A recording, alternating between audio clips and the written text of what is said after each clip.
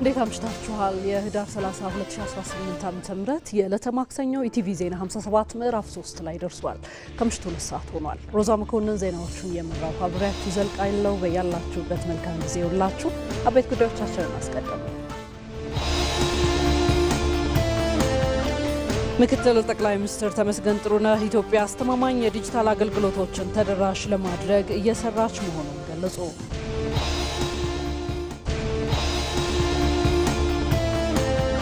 የኢትዮጵያ ብሔራዊ ምርጫ ቦርድ የሰባተኛውን ጠቅላላ ምርጫ የጊዜ ሰሌዳ ይፋ አደረገ።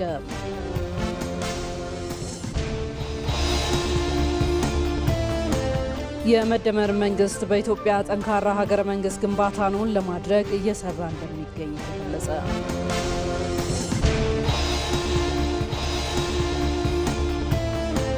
በአማራ ብሔራዊ ክልላዊ መንግስትና በአማራ ፋኖ ህዝባዊ ድርጅት መካከል የተፈረመው ዘላቂ የሰላም ስምምነት ብሩህ ተስፋ ያጫረባቸው መሆኑን የከሚሴ ከተማ ነዋሪዎችና የሀገር ሽማግሌዎች ተናገሩ።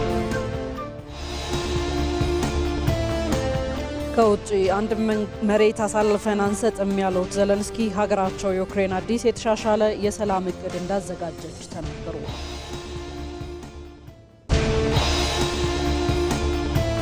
ከስፖርት ጉዳያችን የምስራቅና የመካከለኛው አፍሪካ ሀገራት የፓን አፍሪካ የትምህርት ቤቶች እግር ኳስ ውድድር በታንዛኒያና ዩጋንዳ ሻምፒዮንነት ተጠናቀቀ። የሚሉት የሰዓቱ አበይት ጉዳዮቻችን ናቸው።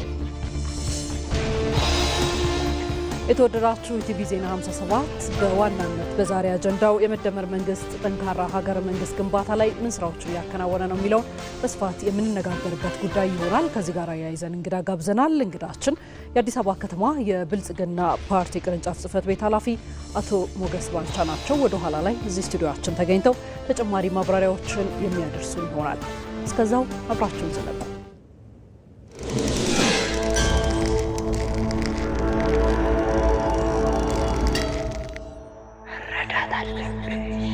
Your aid. You need aid.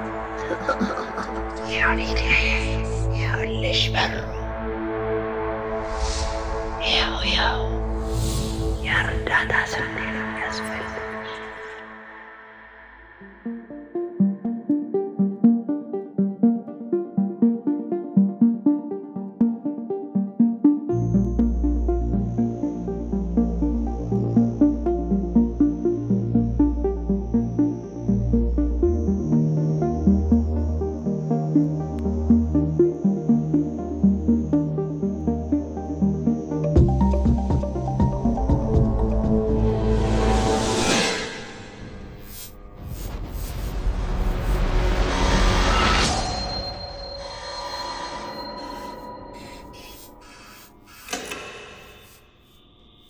Сашевич.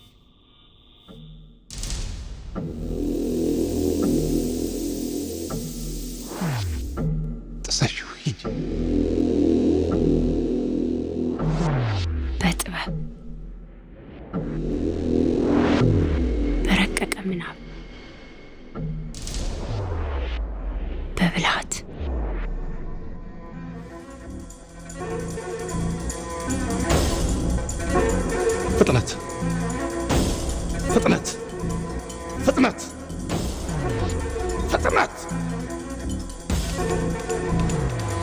ፍጥነት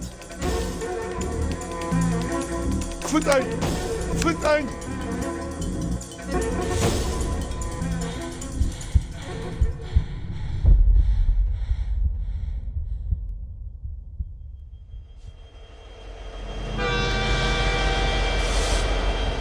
ይገርማል፣ ያጓጓል፣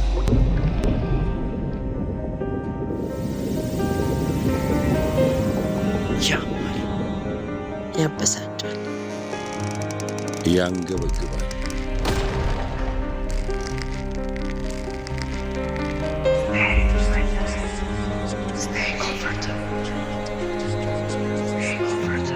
There is no way to go. እርዳታ ይመጣል። ቅዠት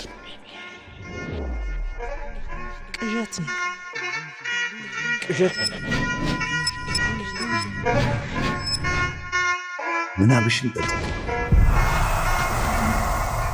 በተዘጋ በር አትታሰሪ። ምናብሽን ጠጭ ምናብሽን መር ብለሽ ተስፈንጥ በርቅሰሽ ውጪ።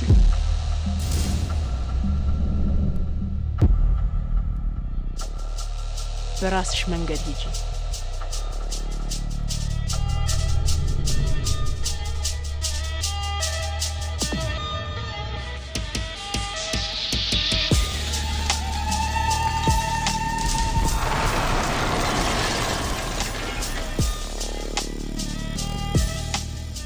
በእኛ ልጆቿ ኢትዮጵያ ታሸንፋለች።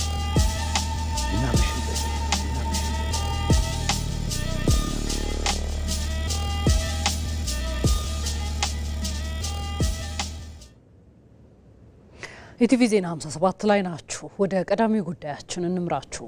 ምክትል ጠቅላይ ሚኒስትር ተመስገን ጥሩነህ ኢትዮጵያ አስተማማኝ የዲጂታል አገልግሎቶችን ተደራሽ ለማድረግ እየሰራች መሆኑን ገለጹ።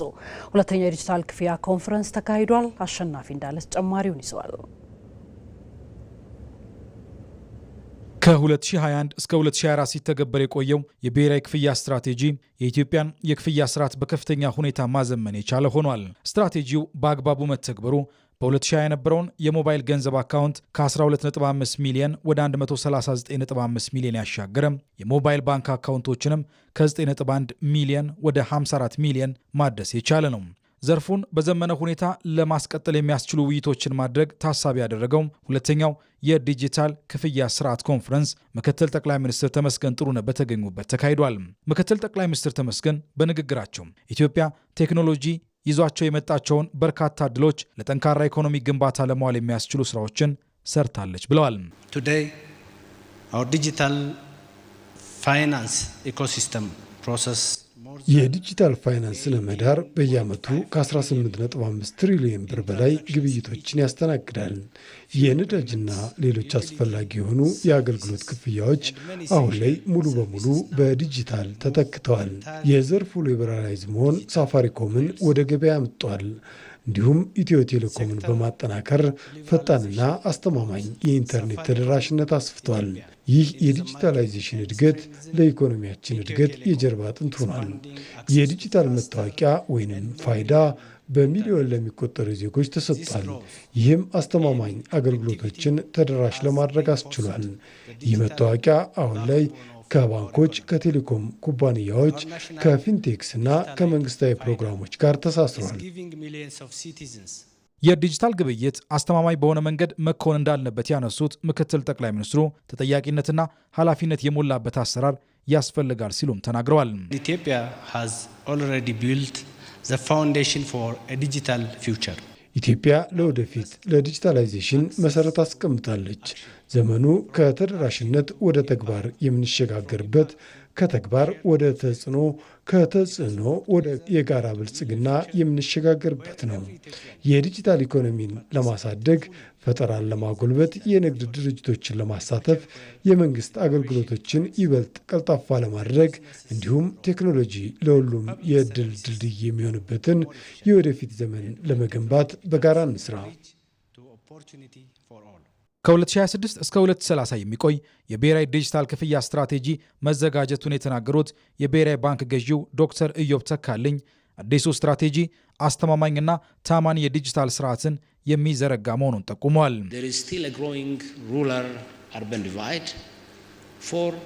በከተሞችና በገጠር አካባቢዎች ያለው ልዩነት ከፍተኛ በመሆኑ ውስን የሆኑና በሸማቾች ዘንድ ፍላጎት ለማሟላት የሚያስችሉ የመሰረተ ልማት ክፍተቶች አሉብን። አሁንም የሸማቾችን አመኔታ የሚሸረሽሩ የሳይበር ደህንነትና የማጭበርበር ስጋቶች አሉብን። በመጨረሻም አስተማማኝ የሆነ መደላደል መፍጠር ብንችልም የዳታ መጋራት ስርዓታችን ውስንነትና የአሰራር ደንቦች ተግዳሮት አለብን። ይህንን ችግር ለመፍታት የሚያስችል አዲስ ስትራቴጂ መንደፍ ችለናል። ኢትዮጵያም በፍጥነት እያደገ ያለ የዲጂታል የፋይናንስ ግብይት ማዕከል እየሆነች ስለመምጣቷም በመድረኩ ላይ ተነስቷል። ቀጥለናል። ከዚሁ ጋር ተያይዘው ምክትል ጠቅላይ ሚኒስትር ተመስገን ጥሩነህ ዛሬ ከዓለም አቀፉ የአቶሚክ ኢነርጂ ኤጀንሲ ምክትል ዋና ዳይሬክተርና የኒውክሌር ኢነርጂ ዲፓርትመንት ኃላፊ ዶክተር ሚካኤል ቹክዳኮቭ ጋር ትብብርን በሚያጠናክር ስትራቴጂክ ጉዳዮች ላይ ፍሬያማ ውይይት ማድረጋቸውን በማህበራዊ ትስስር ገጻቸው አስፍረዋል። ኢትዮጵያ ሰላማዊ የኒውክሌር ኃይልና ቴክኖሎጂን ለንጹህ ኢነርጂ፣ ለጤና፣ ለግብርና፣ ለኢንዱስትሪና ለምርምር ልህቀት የመጠቀም ጽኑ መሻት ያላት መሆኑን የገለጹት ምክትል ጠቅላይ ሚኒስትሩ ለዚህም ሀገራዊ የኒውክሌር ኃይል ፕሮግራምን በቅርቡ መጀመሯንና የኒውክሌር ኃይል ኮሚሽንን በማቋቋም በይፋ ወደ ስራ መገባቱን በማህበራዊ ትስስር ገጻቸው ጠቁመዋል። ኢትዮጵያ የኒውክሌር ኃይል ፕሮግራሟን ከዓለም አቀፉ የአቶሚክ ኢነርጂ ኤጀንሲ ስታንዳርድና መመሪያዎች ጋር በተጣጣመ መልኩ እንደምትተገብርም ምክትል ጠቅላይ ሚኒስትሩ ገልጸዋል። ዓለም አቀፉ የአቶሚክ ኢነርጂ ኤጀንሲ ኢትዮጵያ ከኒውክሌር ኃይል ስትራቴጂካዊ ተጠቃሚነቷን ለማረጋገጥ የጀመረችውን ጉዞ እውን ለማድረግ ሁሉን አቀፍ ድጋፍ እንደሚያደርግ ምክትል ዋና ዳይሬክተሩ መግለጻቸውንም ምክትል ጠቅላይ ሚኒስትር ተመስገን ጥሩነህ በማህበራዊ ትስስር ገጻቸው አስፍረዋል።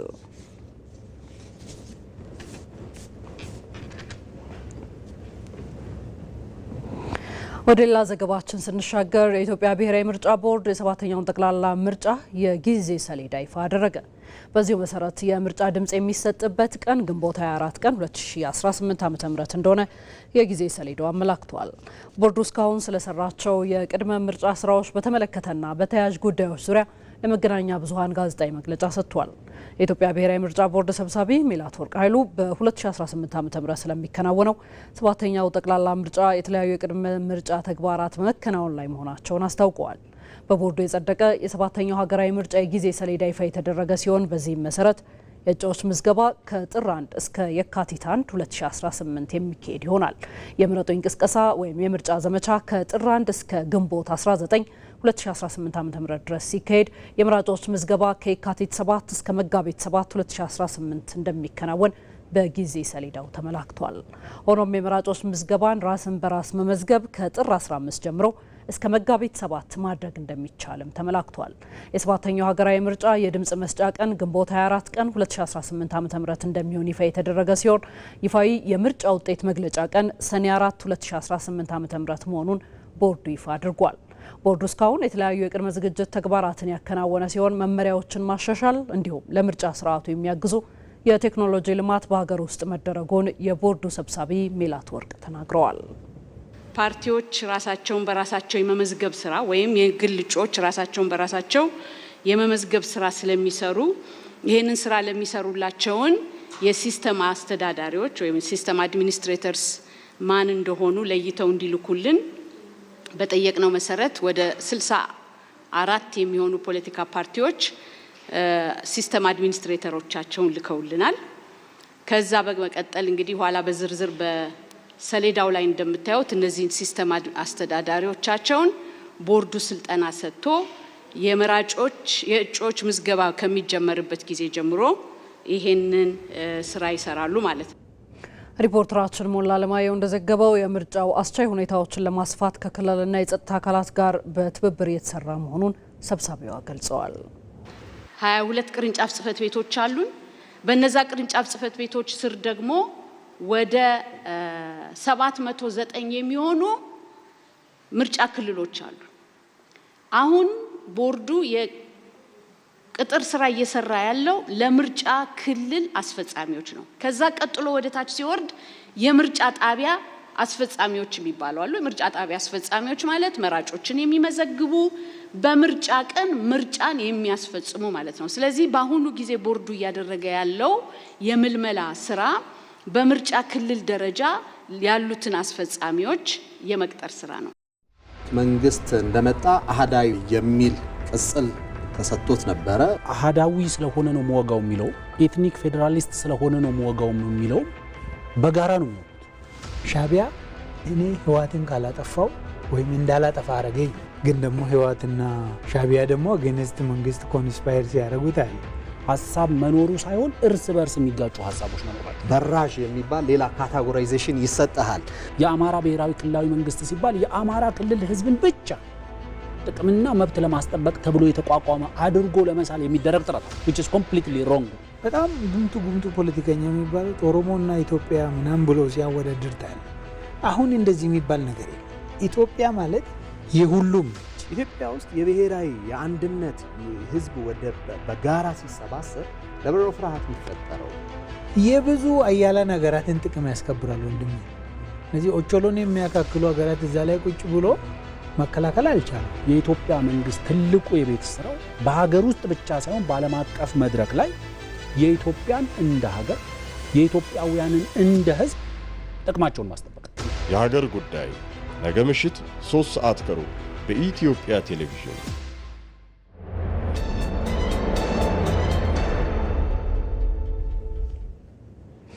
ወደ አጀንዳ ጉዳያችን ተሻግረናል። ጠንካራ ሀገረ መንግስት ለመገንባት የመደመር መንግስት እሳቤ ላይ ትኩረት ተደርጎ እየተሰሩ ያሉ ስራዎችን በተመለከተ ሰፋ ያሉ ማብራሪያዎችን የጨመረ ቆይታ እናደርጋለን። ከዛ ጋር ወደ ተገናኘ ዘገባ እንምራችሁ። በኢትዮጵያ የቆየ የሀገርነት ታሪክ ቢኖርም ጠንካራ የሀገረ መንግስት ግንባታን እውን ማድረግ አለመቻሉ ተገለጸ። የመደመር መንግስት በኢትዮጵያ ጠንካራ ሀገረ መንግስት ግንባታን እውን ለማድረግ እየሰራ ይገኛል። አቤል ሙልጌታ። ኢትዮጵያ እልፍ ዘመናትን ያስቆጠረ የሀገርነት ታሪክ ቢኖራትም ተገንብቶ ያለቀ ጠንካራ ሀገረ መንግስት ግን አልፈጠረችም። ኢትዮጵያን የመምራት እድል ያገኙ መንግስታት ሁሉ አፍርሶ ከዜሮ መጀመርን በመምረጣቸው ጠንካራ ሀገረ መንግስት እንዳይገነባ ዋነኛ ምክንያት ተደርጎም ይወሰዳል። ኢትዮጵያ ያልተቋረጠ ቀደምት የመንግስት ስርዓት ያላት ሀገር ብትሆንም ቅሉ በሂደቱ ፍጹም ዲሞክራሲያዊና ቅቡልነት ያለው ሀገረ መንግስት መገንባት ግን የውሃ ሽታ ሆኗል። ከስርዓት ለውጥ ጋር አብረው የሚፈርሱ ተቋማት፣ ለፓርቲና ለስርዓት ጋሎት ብቻ ደፋ ቀና የሚሉ ተቋማት መኖር እስካሁን ድረስ ጠንካራና ቅቡልነት ያለው ሀገረ መንግስት እውን እንዳይሆንም አድርጓል። ከዚህም ባሻገር እንደ ሀገር ችግሮች ሲያጋጥሙ ለመፍታት የሚካሄድበት መንገድ በራሱ በጥበብና በአርቆ ሀሳቢነት የታገዘ ለመሆኑ በሀገረ መንግስት ግንባታው ላይ አሉታዊ ተጽዕኖም አድርጓል። የሀሳብ ልዕልናን የማይቀበለው የፖለቲካ ባህላችን ምን አደረገው? ባለፉት 50 60 70 ዓመታት አንደኛ ለፖለቲካ ገበያ ክፍት አደረገው። ሁለተኛ ጽንፈኝነት፣ አክራሪነትና ግጭት በየጊዜው እንዲቀሰቀስ መነሻ ሆኗል። ስለዚህ ፖለቲካችን የሽፍታን እየወለደ ሄደዋል ማለት። ለነገ ከማሰብ ይልቅ ዛሬም ብቻ እንደሚሉ አይነት እኔ ከሞትኩ ሰርዶ ምን ይሰራል ይሉት አስተሳሰብ ሀገርን በእጅጉ ወደ ኋላ አስቀርቷል። ደርግ ሲመጣ ልክ እንደ መሬት ሁሉንም ቢሮክራሲውን ምን የወረሰው በሂደት ምንድነው የተደረገው? ሁሉም አካላት የኢሰፓ ራዕይ፣ የኢሰፓ መሪ፣ የኢሰፓ ኦብጀክቲቭ አስፈጻሚ ነው የሆኑት። መከላከያ ውስጥ ብንገባ ለምሳሌ ከጀነራሎቹ በላይ ወታደራዊ ኮሚሳሩ ነበረ ከፍተኛ ስልጣን ያለው። ያ ደግሞ የፓርቲው ስትራክቸር ነው፣ ለፓርቲው ተጠሪ የሆነ ማለት ነው። ኢህአዴግ ወደ ስልጣን ሲመጣ ሁሉም ድርጅት የአብዮታዊ ዴሞክራሲ ተልዕኮ የሚያስፈጽም የተደረገው። መከላከያው ኢትዮጵያዊ ከመምሰል ይልቅ ፓርቲውን ወደ መምሰል፣ ደህንነቱም ፖሊሱም ሰብአዊ መብት ኮሚሽን የሚባል ነበር፣ ምርጫ ቦርድ የሚባል ነበረ። እነዚህ የዲሞክራሲ ተቋማት የሚባሉት ማለት ነው ነበሩ በስም ግን የአብዮታዊ ዴሞክራሲ አገልጋዮች ስለነበሩ ችግር ነበር። ቅቡልነት ያለው ጠንካራ ሀገረ መንግስት እውን ለማድረግ የመደመር መንግስት ለኢትዮጵያ ስብራት ምክንያት የሆኑ ብልሹ የፖለቲካ ባህል መታከም እንዳለበትም ያስቀምጣል። ትናንትን ከዛሬ ዛሬን ከትናንትና ከነገ ካላስተሳሰርን የጋራ ነገ የለንም ብሎም ያምናል። በተሰበረ ድልድይ ባልጸናም መንሰላል ወደ ተሻለ መዳረሻ መሻገር አይቻልም። ይልቅ በትናንት መልካም ስራዎች ዛሬን እየደመርን ለነገም መሰረት እያስቀምጥን እንጓዛለን። የመደመር መንግስት እሳቤ ነው። ከእንዲህ አይነቱ ስር የሰደደ የውድቀት ጉዞ ሀገርን ለማውጣትና ለጠንካራ ሀገረ መንግስት ግንባታ ነፃና ገለልተኛ እንዲሁም ብቃት ያላቸው ተቋማትን መገንባት መፍትሄ አድርጎ የመደመር መንግስት እየሰራም ይገኛል። መደመር አፍርሶ የመጀመር የፖለቲካ ባህል ለኢትዮጵያ አይጠቅምም፣ መቆም አለበት ብሎ ያምናል። ስለዚህም ማስተካከል፣ ያለፉ ስህተቶች የሚያርም የሚያርቅ፣ ማስፋት፣ የቀደሙ ድሎች ጠብቆ የሚያሰፋ፣ ማበርከት፣ ለዛሬና መጪው ትውልድ ጥቅምና ፍላጎት የሚሰራ ሐሳብና ተቋም፣ ሀብት፣ ወረት ማንበር ማቆየት ያስፈልጋል። የሀገረ መንግስት ግንባታ ጅምሩ ከግቡ እንዲደርስ ጠንካራና የማይናወጥ ተቋማዊ መሰረትም እንዲኖረው ማድረግም ግድ ይላል። የሀገር ግንባታ ፕሮጀክት አጀማመሩም ከዚህ መሰረታዊ አስተሳሰብ በመነሳት ኢትዮጵያውያን ያለፉትን ጥሩና ጥሩም ያልሆኑ ታሪኮችን ተቀብለው የአሁኗን እና የወደፊቷን ኢትዮጵያ በእኩልና በህብረ ብሔራዊ አንድነቷ ለማጽናት ትልቅ አበርክቶትም ያደርጋል። የመደመር መንግስት ደግሞ ሀገረ መንግስት ግንባታው በትውልድ ቅብብሎች የሚጸና የእያንዳንዱ ዜጋ አሻራ ውጤት የሚታይበት እንዲሆን ለማድረግም እየሰራ ስለመሆኑ ማሳያዎቹም በርካታ ናቸው።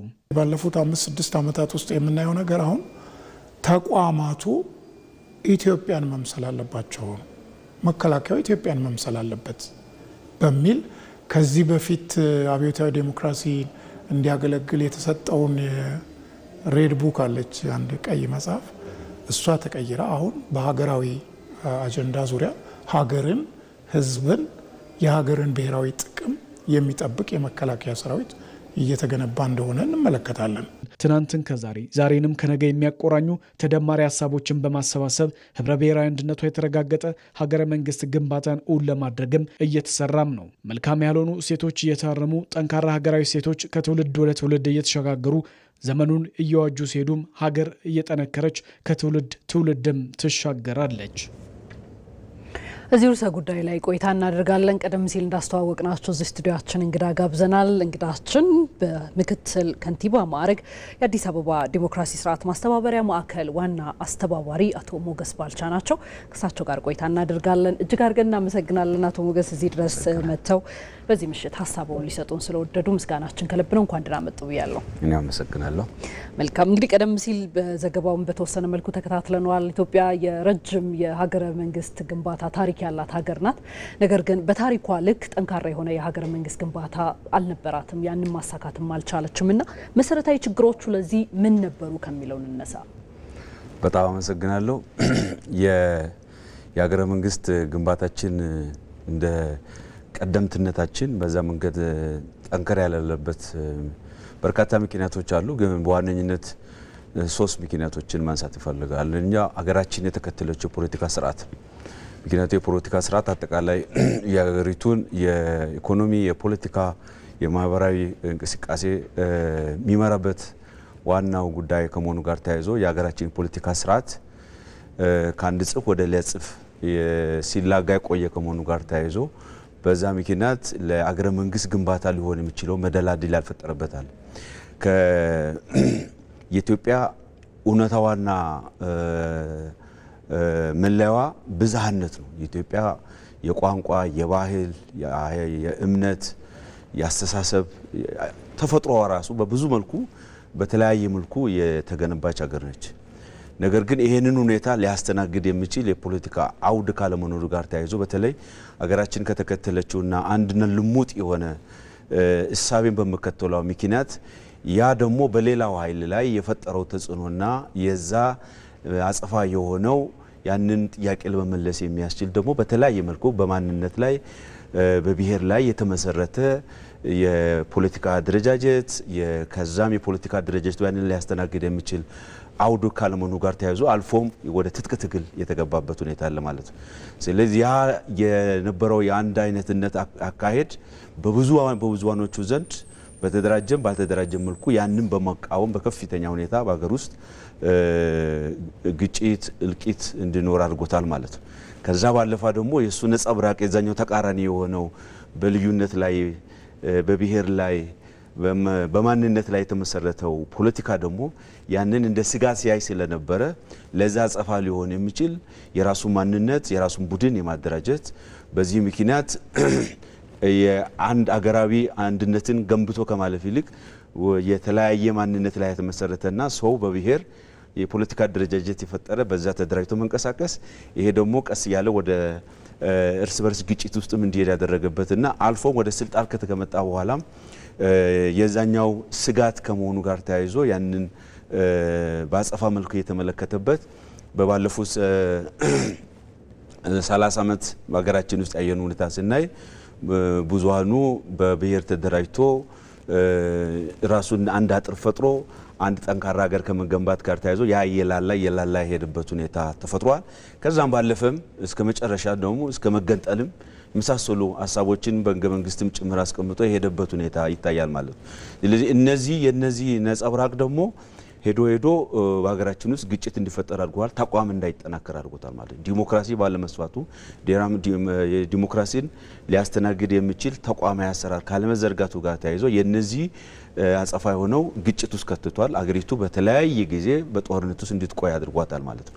ስለዚህ የነዚህ ድምር ውጤት ሲታይ በአገሪቱ ያለው የመንግስት ስርዓት በህዝቡ ዘንድ ቅቡልነት አለው፣ ተአማንነት አለው። በፖለቲካ ሊቃኑም ዘንድ በዛ ደረጃ ተቀባይነት ካለመኖሩ ጋር ተያይዞ ለህዝቡም ሌላኛውም ኃይል በመንግስት ስርዓቱ ላይ አምኔታ እንዳያሳድር አድርጎታል። ከዚህ ጋር ተያይዞ በተለይ መሰረታዊ በሆኑ አንድን ሀገር አስተሳስሮ የሚዙሩ አንኳር የሆኑ ጉዳዮች ላይ ጥርጣሬ ያለ መግባባት እንዲፈጠር አድርጓል። ከህገ መንግስት ጀምሮ ከባንዲራ ጀምሮ ከቋንቋ አጠቃቀም ጀምሮ የመሳሰሉ ጉዳዮች ጋር ትልልቅ አጀንዳዎች ላይ እንደ ሀገር ሳንግባባ ቆይቷል ማለት ነው። እንደዚህ ካልተግባባን አገረ መንግስት ደግሞ በእነሱ ላይ ስለሆነ የሚመሰረት ነው የምደላድለው። ያ በመሆኑ ለአገረ መንግስት ምቹ ሁኔታ ሳይፈጠር ቆይቷል። ረጅም ዓመት ብንቆይም ነገር ግን ደግሞ እነዚህ ነገሮች አገረ መንግስት ግንባታችን ወደ ኋላ እንዲመለስ አድርጎታል።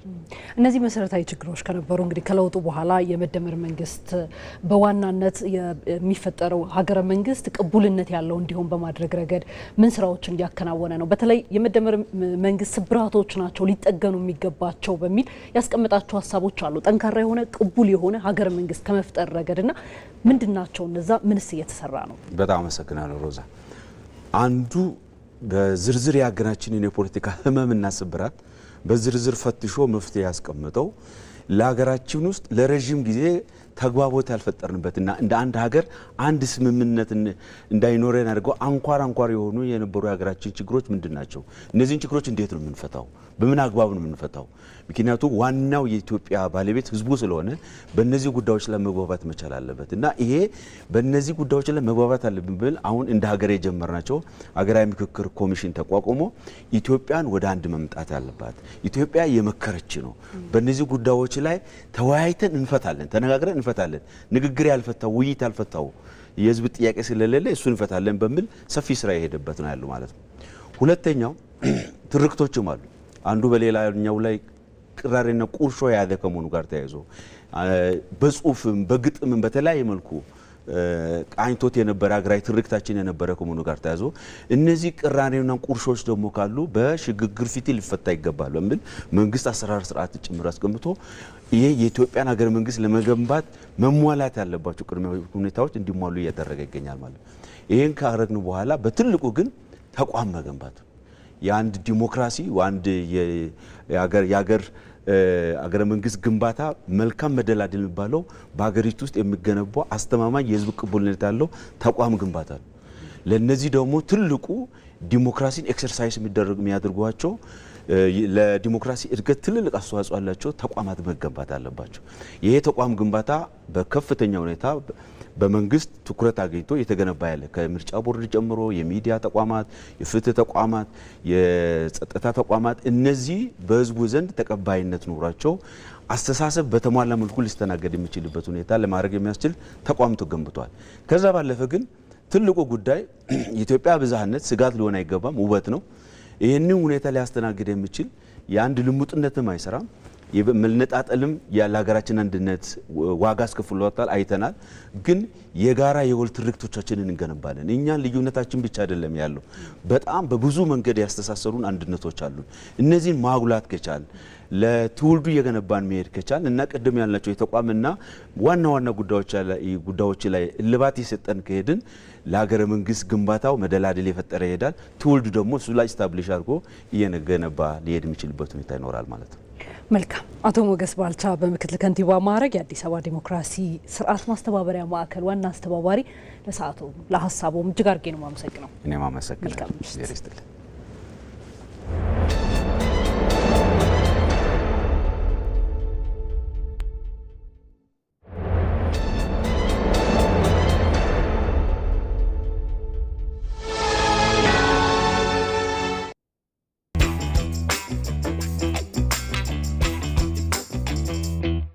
የውጭ ምንዛሬ በተመጣጣኝ ዋጋ አግኝተሻል? ለግብይቶችሽ ግን እንዴት እንደምትከፊ ታውቂያለሽ?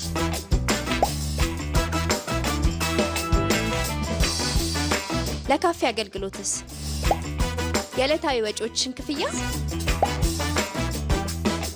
የምታርፊበት ቦታስ እንዴት እንደምታስይዢ አስበሽበታል? ጥሬ ገንዘብ ይዞ መንቀሳቀስስ ለደህንነትሽ አላሰጋሽም? አታስቢ፣ ለዚህ የሲቢኢ ማስተር ካርድ አለልሽ። ሽልማትስ እንዳለው ነግሬሻለሁ። በሲቢ ዓለም አቀፍ ማስተርካርድ ደንበኞች ዓለም አቀፍ ግብይቶችን በቀላሉ እንዲፈጽሙ የቅድመ ክፍያ አገልግሎትን አዘጋጅቷል። አገልግሎቱንም በክፍያ መፈጸሚያ ካርድ እንዲሁም በቨርቹዋል አማራጮች ከመቅረቡም በላይ የማስተርካርድ ቅድመ ክፍያ በፈጸሙ በ2 ሳምንታት ውስጥ ሂሳብ ለሚያንቀሳቅሱ እድለኛ ደንበኞች አጓጊ ሽልማቶችን አዘጋጅቷል። በዘመናዊ ማስተርካርድ ያሸውትን ይገበያሉ፣ ይደሰቱ። የኢትዮጵያ ንግድ ባንክ ሁሌም የሚተማመኑበት ባንክ።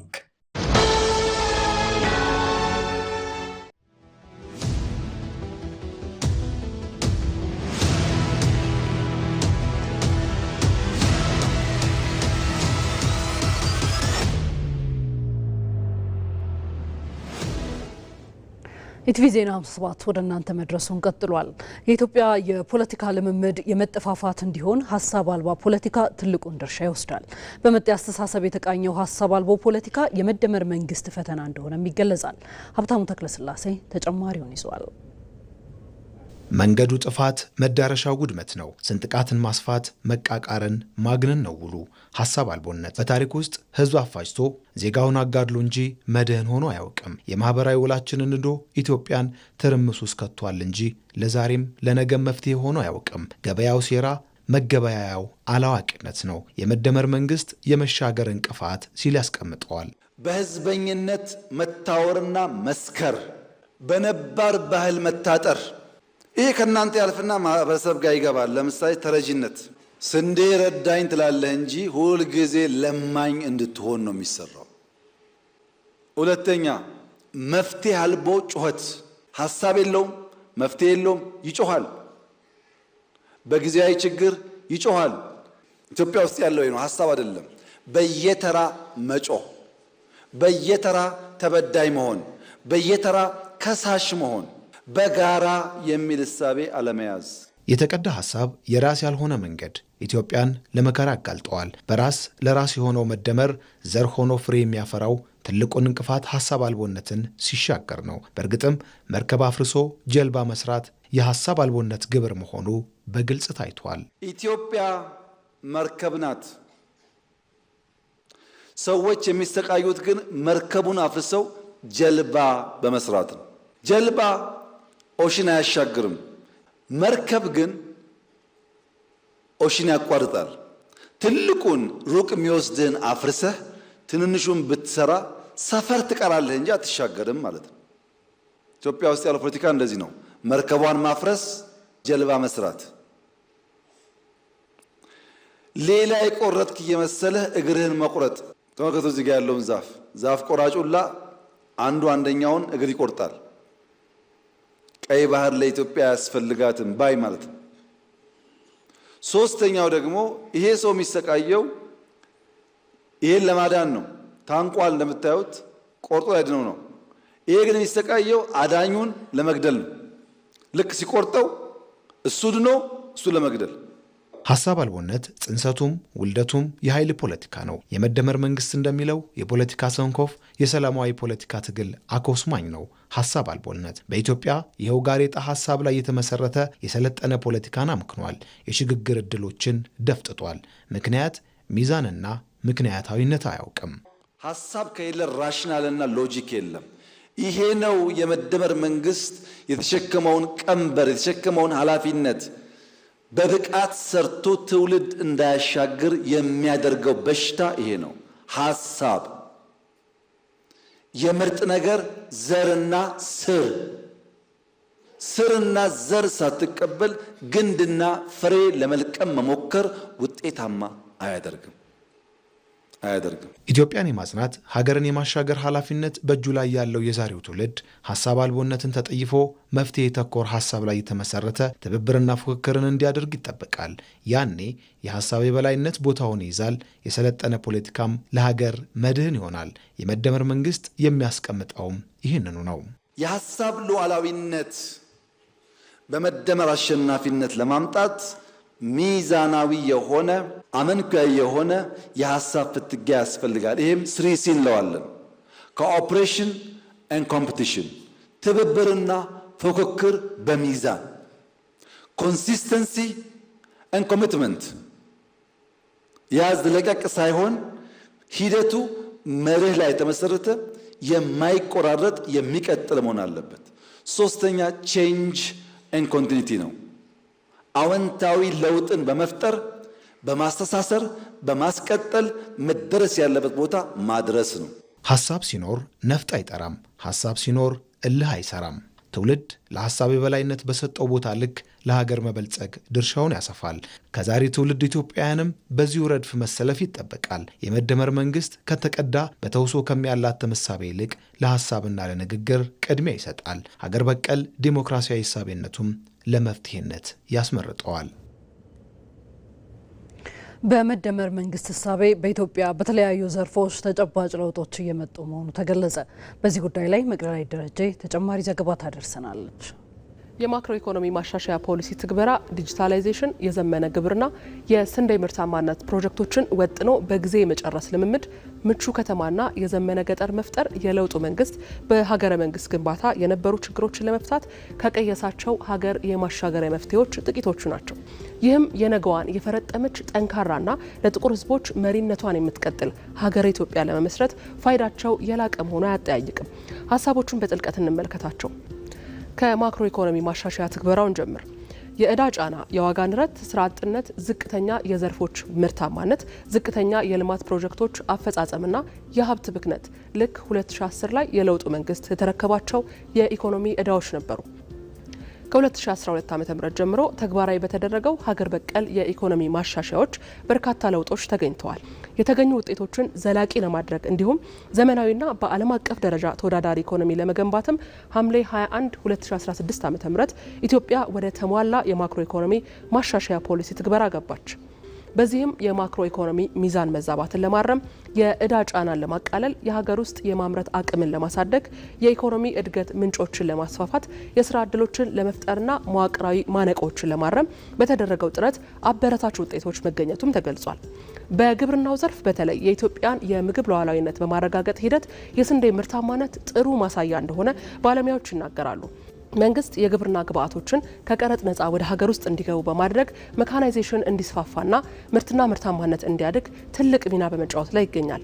አርሶ አደሩ ከክረምት ጥገኝነት በመላቀቅም በመስኖ እንዲያለማ ልምምድ መፈጠሩ በግብርናው ዘርፍ ከተሰሩ እርምጃዎቹ ይጠቀሳል። እዚሁ ላይ አያይዘን አርሶ አደሩ ላይ ከፍተኛ ራስ ምታት የነበረውን የአፈር ማዳበሪያ ችግር ማዳበሪያ ፋብሪካ በመገንባት ለመፍታት ወደ ስራ ተገብቷል።